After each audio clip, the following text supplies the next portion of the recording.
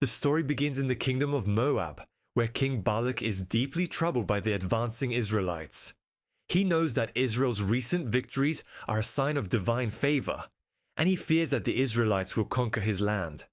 Desperate to stop them, he sends his messengers to summon Balaam, a well-known prophet who has the power to curse nations. King Balak believes that if Balaam curses Israel, the Israelites will be defeated.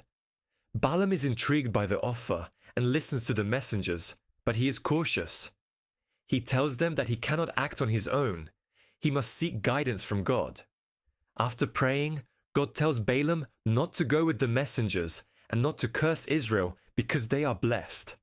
Balaam refuses the offer, and the messengers return to King Balak with the disappointing news. King Balak, however, does not give up. He sends a second, more prestigious group of messengers, offering Balaam greater rewards, riches and honor, if he will come and curse Israel. Balaam, still uncertain, prays again. This time, God gives him permission to go with them, but with a warning. He must only speak the words that God gives him. Balaam agrees, and he sets off on the journey to Moab with his donkey and his servants. As Balaam travels along the road, something extraordinary happens. An angel of the Lord appears in front of him, blocking his path with a drawn sword. Balaam cannot see the angel, but his donkey does. The donkey, terrified, refuses to move forward and turns off the road into a field. Balaam strikes the donkey 3 times, angry and frustrated by her actions, but the donkey remains uncooperative.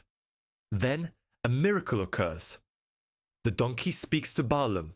She asks him why he has beaten her, and Balaam, shocked but angry, responds to the donkey, arguing that she has made a fool of him.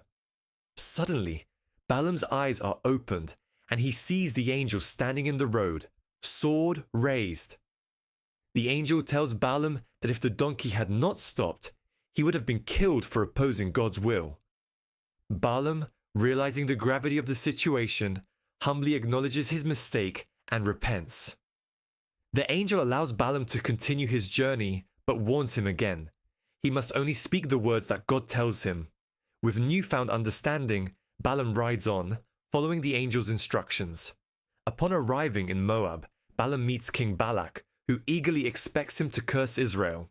Balaam warns Balak that he can only speak God's words and will not act according to his own desires. Despite this, Balak takes Balaam to a high place where he can see the Israelite camp. From there, Balak asks him to curse Israel. Balaam prays to God, and instead of cursing Israel, he speaks a blessing over them, declaring that Israel is a blessed nation and that no harm will come to them. Balak is furious. This is not what he had hoped for. Undeterred, Balak takes Balaam to a different location and asks him to try again. Once again, Balaam prays, and once again, instead of cursing Israel, he speaks another powerful blessing, proclaiming that Israel's future is bright and that they will triumph over their enemies.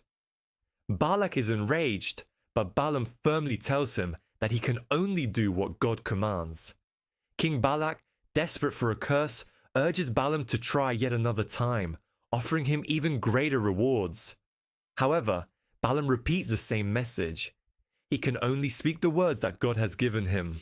Finally, Balaam delivers his final prophecy, a powerful declaration of Israel's greatness and God's eternal favor over them.